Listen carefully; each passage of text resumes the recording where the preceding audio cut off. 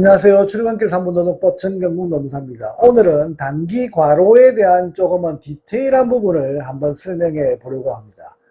업무상 질병에 해당하는 뇌출혈, 뇌경색, 심근경색과 같은 뇌심혈관계 질환 산재 사건에서 과로를 입증하는 유형 중 단기 과로를 증명하는 그 방법에 대해서 대부분은 잘 알고 계실 것입니다. 일반적으로 알고 있는 그 기준은 발병 전 그 1주간의 근로시간이 그 이전 11주 대비 30% 증가하면 단기과로에 해당하는 것으로 대부분 알고 계실 것입니다. 하지만 오늘 설명드릴 부분은 여기서 한 단계 더 깊게 내용을 풀어가 보려고 하니 오늘 영상을 끝까지 한번 들어보시면 과로를 증명하는 방법에서 한 단계 더 업그레이드 될 수 있으니 잘 들어보시기 바랍니다. 가장 일반적인 단기과로를 증명하는 그 방법은 발병 전 1주 이내의 업무 시간을 조사해서 발병 전 2주차부터 12주차 사이의 한 주 평균 업무 시간과 비교한 후 증가율이 30% 이상 증가되었을 경우 단기과로가 있다, 이렇게 판단을 하고 있습니다. 일반화된 데이터가 바로 근로시간이고 현재 과로 인정 여부를 판단하는 주요 지표로 근로시간을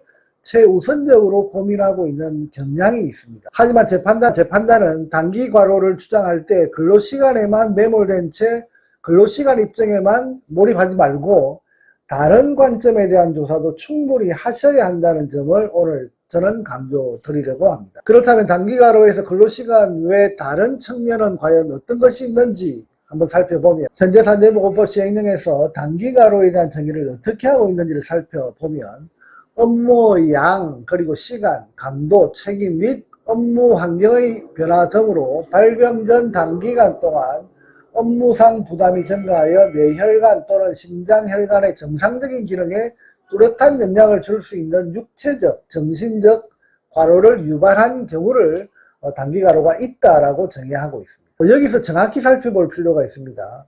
업무의 양, 그리고 시간, 강도, 책임, 업무 환경의 변화, 이처럼 총 5개의 변화 양상을 살펴봐서 판단하겠다라고 분명히 시행령에서 정의하고 있는데 대부분의 경우 열거된 5가지 요소 중 대부분은 시간에만 매몰된 채 시간 데이터가 30% 증가되지 않았다면 단기과로가 없는 것으로 판단하고 단기과로에 대한 입증을 포기해버리는 경우가 대부분입니다. 사실상 근로복지공단의 조사 과정에서도 시간을 중심으로 판단하려고 하는 경향은 분명히 있다, 이렇게 저는 생각합니다. 하지만 시행령에서 정의하고 있는 업무의 양에 대한 부분을 어떻게 계량할 것인가, 업무의 강도에 대한 부분을 어떻게 계량할 것인가, 그리고 업무의 책임에 대한 부분을 어떻게 계량해서 증명할 것인가, 그리고 업무의 환경 변화에 대한 부분을 어떻게 계량해서 이전 대비 30% 증가 여부를 증명할 것인가에 대한 고민을 반드시 하라고 그렇게 시행령을 숙제를 던져주고 있다는 것입니다. 그렇다면 어떻게 추상적인 책임에 대한 부분을, 눈에 보이지 않는 업무 강도에 대한 부분을, 그리고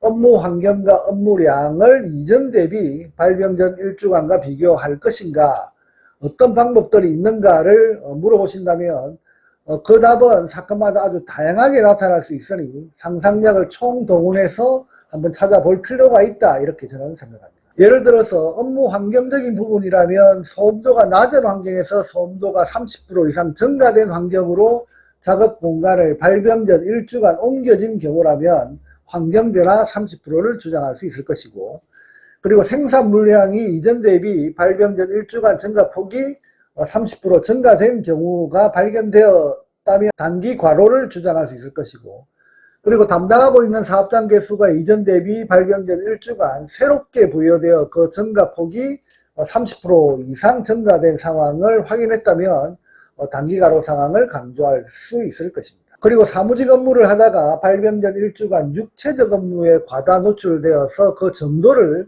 계량화시켜서 30% 이상 증가를 주장할 수도 있을 것입니다. 이처럼 사건을 바라보는 관점을 단편적으로 볼 것이 아니라 발병 전 1주간과 그 이전 11주간을 다방면으로 비교, 고민하면서 어떻게든 산재보험법에서 정하고 있는 그 기준에 부합할 수 있는지를 찾아내는 그 방법을 강구하는 것이 바로 재조사다, 그렇게 저는 생각하고 있습니다. 이처럼 과로를 입증하기 위한 다양한 방법들을 찾아서 산재 승인의 가능성을 단 1%라도 올려낼 수 있는 방법이 있다면 그 방법을 찾는 것이 재조사고, 이런 방법을 통해서 산재 사건은 시작부터 끝까지 산재 승인을 받아내기 위해 모든 상상력을 동원하고 모든 에너지를 집중해서 입증 책임을 정확히 해내는 것이 무엇보다 중요하다는 점을 강조드리면서 오늘의 주제 설명을 마치도록 하겠습니다. 오늘 주제가 마음에 드신다면 구독하지 않으신 분들은 구독을 눌러주시고, 이미 구독하신 분들은 또 누르시면 구독이 취소되니 좋아요 또는 알림 설정을 클릭하시면 감사하겠습니다. 구독하신 모든 분들께 행복과 평안이 가득하시길 기도드리면서 오늘의 주제 설명을 마치도록 하겠습니다. 감사합니다. 여의도 노무법인은 대표 노무사가 직접 조사하고 분석하고 최종 결론까지 책임있게 진행합니다.